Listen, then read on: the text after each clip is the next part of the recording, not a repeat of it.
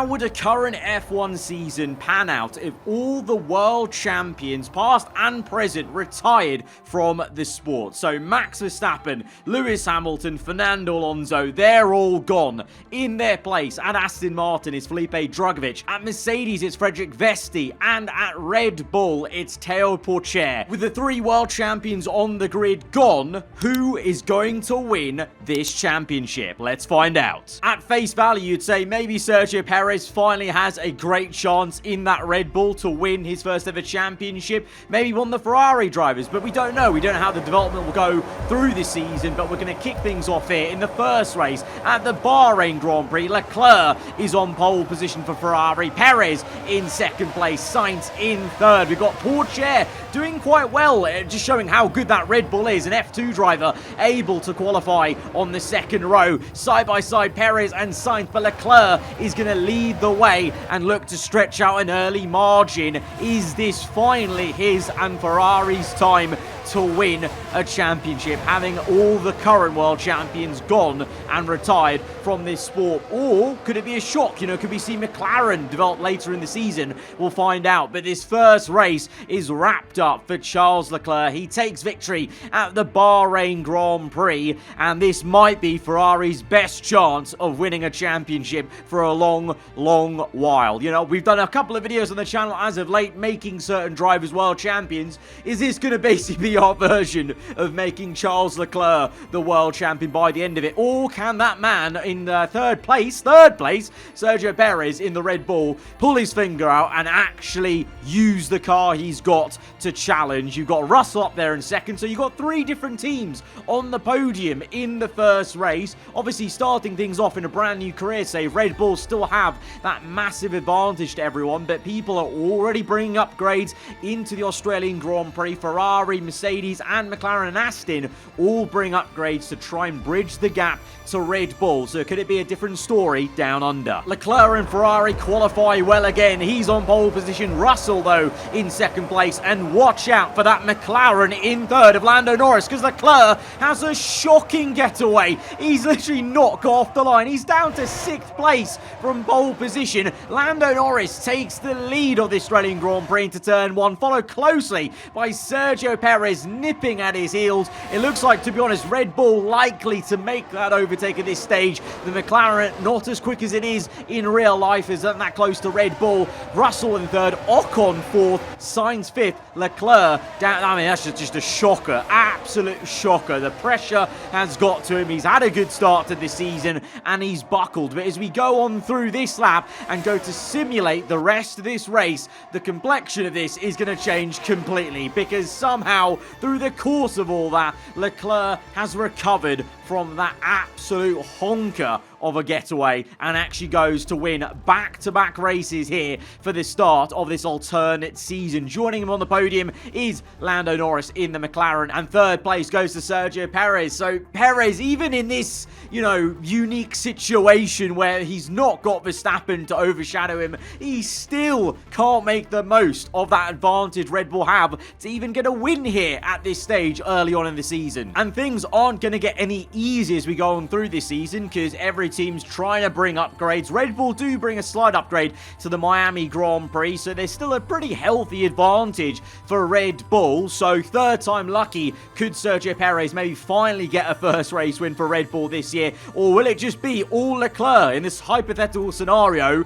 Would this scenario really just guarantee Leclerc a championship? Well, at Miami, Perez is on pole, Russell in second, Leclerc and Sainz, the two Ferraris, on a second row lockout. It's a good start for Sergio Perez. Of course, in real life, at least in the first stages of Miami, he was going well, but in real life, he then got overshadowed by Verstappen. No Verstappen here today. Can Perez just carry this forward? He's had a great start through the first few corners, remains in first place. Russell a close second, but both of them actually stretched their legs away from the Ferraris, with Lando Norris and Pourchaire splitting the two prancing horses. Sainz down to sixth place. Leclerc still in a steady third place, trying to be as consistent as ever. And as we go through the simulation for this Miami Grand Prix, Perez, thankfully for him, And to be honest, I even wanted to see him finally carry that over and get a first race win of this season to come back at Leclerc at this early stage. I'm already seeing a pattern maybe. I think it's going to be Leclerc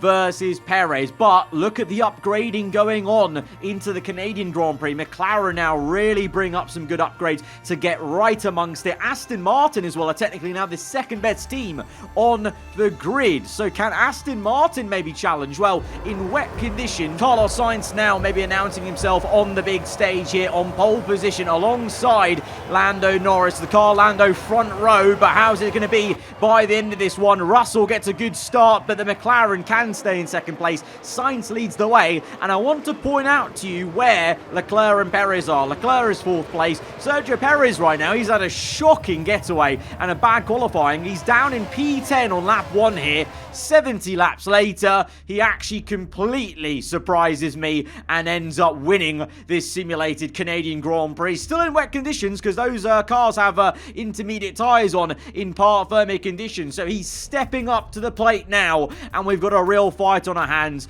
between maybe Leclerc and Sergio Perez, because at this stage of the season, 4 races gone. Leclerc's won 2, Perez has won 2. It's really just down to the consistency of Leclerc bagging those 2 second places versus Perez's 2 third places in this early stage of the season. But, you know, you've seen Russell get 2 podiums so far as well. Maybe Sainz now is starting to heat up, and I still want to keep an eye out on maybe McLaren or Aston Martin. I think more McLaren, because Aston clearly been really hurt by the lack of Fernando Alonso. I think for Alonso, you're seeing his impact at Aston Martin really being felt a lot more compared to, let's say, McLaren, where they didn't have a world champion at their team anyways. And going into Austria now towards the halfway point of this mini truncated season, Ferrari bring big upgrades. You know, maybe the fact they've got a driver now fighting properly for the championship is galvanizing them, motivating them to bring more upgrades than they usually would maybe in a season, because, you know, sometimes if you feel like you're not going to do that, you might move on to a long-term project of moving upgrades for the next year. But it's literally Perez and Leclerc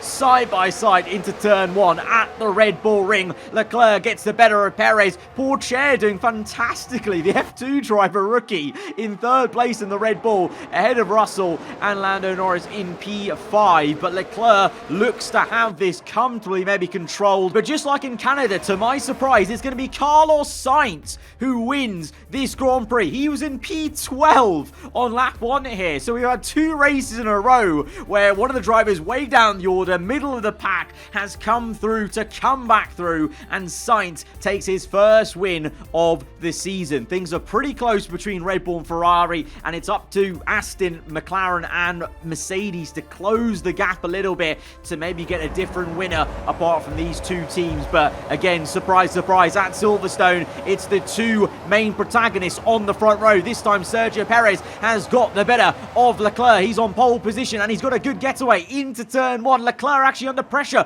from George Russell. Russell, one of the home favourites now, looking to maybe get into second place. He has got into second place going into Village. Perez leads the way. This is good news for Checo. Surely he'll be able to stretch his legs, especially with Russell on the hard tyres, and he's going to do just that, and it's actually going to remain exactly like that in that order. Perez wins the British Grand Prix from Russell, from Leclerc. So interestingly, even though Perez now has more wins than Leclerc, Leclerc's consistency is actually keeping him at the top of the table with, you know, he hasn't won a race since round 2, but he's not been off the podium, you know, literally the whole season, whereas Perez, to be fair to him, quite consistent as well. Just the Austrian Grand Prix, the one where Sainz won that, we didn't actually see how it was, but he had some sort of mechanical issue and had an engine failure and a DNF at that one. Could that be the one race that costs him maybe this hypothetical championship? Because Ferrari now really building a lot of momentum by being the lead of the championship. They're now the best car on paper. Red Bull second, and actually a close third now is McLaren, and McLaren and Lando Norris are going to use that to good effect, because at the Belgian Grand Prix, Norris is on pole position. It's Sainz in second place, Leclerc in third, and Perez is down in P6. So when it really comes to it, a point in the season where Perez needs to be putting in consistent performances. He's bottling and cracking here a little bit. Leclerc down to fourth place as well, but he's still ahead of his main title rival, and instead we've got a third spanner in the works. Norris, someone not in the championship fight, coming in and maybe taking the top spot. And Lando Norris leading the way here in lap 1 is not going to look back, as we've got Sainz v Russell for P2. But it's going to be Lando Norris taking his first ever Formula 1 victory here at the Belgium Grand Prix. Perez, though, has recovered to a podium in third place. That could be quite crucial. I'm not too sure which Ferrari was in second place, if at all, actually, as we go to the podium. No, there's not even a Ferrari on the podium. This is huge. This could be massive depending on where they came. It's Lando Norris in first, Russell second, Perez in third place. So we look at the standings now. So Leclerc came in P4. The first race he wasn't on the podium. Carlos Sainz down in P5. So despite having the best car on paper, in very typical Ferrari fashion, this is the race where they actually had the worst performance as a team, when they're technically the best car on the grid. That if that's not classic Ferrari, I don't know what is. And they're going to continue to have the best car on the grid going into their home race at the Italian Grand Prix. But look how close it is at the top there. Mercedes now really brings some good upgrades, and it's actually quite interesting to see from a fresh save on this game how rapid these cars are actually upgrading on default R&D, by the way. But at the home race, you can count on Leclerc here for Ferrari. He wins the Italian Grand Prix. We then go to the second last race of the season, where once again Lando Norris putting his hat into the ring, being a bit of a spanner in the works, being a nuisance probably to the two title contenders. Leclerc, though, takes the early lead here off the 5 red lights. Sainz battling George Russell, whereas Sergio Perez is he's down in P19. He's in 90. Oh my god. Things are going from bad to worse for Checo Perez. In the end, it's actually going to be a second win of his career for Lando Norris. You know, maybe it just takes the world champions not being there. I mean, we saw that at USA. If, Verstappen and Hamilton weren't there, that would have been Lando's first win, actually, in real life as well, maybe. So maybe that's what he needs. But he's won a second race here. But, I mean, it's, wow. What a recovery for Perez, though. Look at the results there. Second place for Checo Brazil from P19. So he's digging deep. He's actually managed to beat Leclerc at the Brazilian Grand Prix. So going into the final race of this season, he's dug deep. He's kept himself mathematically in the title fight, and Red Bull sharp with an upgrade that will make them the best car once again on the grid going into the Abu Dhabi Grand Prix. But Leclerc with a 19-point advantage. It's going to be difficult, and this is Leclerc's time. This is Ferrari's time. Don't bottle it. Because we go now to 5 red lights. The Abu Dhabi Grand Prix. Leclerc is in 5th place. Perez on the front row. Lando Norris with the 3rd pole position of this season. The McLaren gets away well. Even Piastri up there in the top 5. Perez fighting off Leclerc. Leclerc's had a brilliant start, actually, from P5 to P3. So the two title rivals, 2-3 right now. And once again, one of those McLarens being a nuisance and holding the top spot. As they go through into the hairpin, will Leclerc make an early move? He's actually lost a bit of time there. Russell nipping at the heels, but Perez is going to need some sort of miracle. He's going to need Leclerc to be at the points. He's going to need to win the race or second place with the fastest lap. That's the only two ways he can win this championship, being 19 points back. He is right up the gearbox of the McLaren, but Leclerc stays in 3rd place. He's just got to keep his head cool, and Ferrari just need to not mess this up. And as we simulate to the end of the Grand Prix, well, he's won it in the best possible way. He's actually gone and won the entire Grand Prix, taking a win to win the Drivers' World Championship. That's the dream. He's done it. He's won his first World Championship. Well, it's certainly been an incredible year for Formula One, and our drivers have all pushed themselves this season, making it one of the most compelling years of racing in history.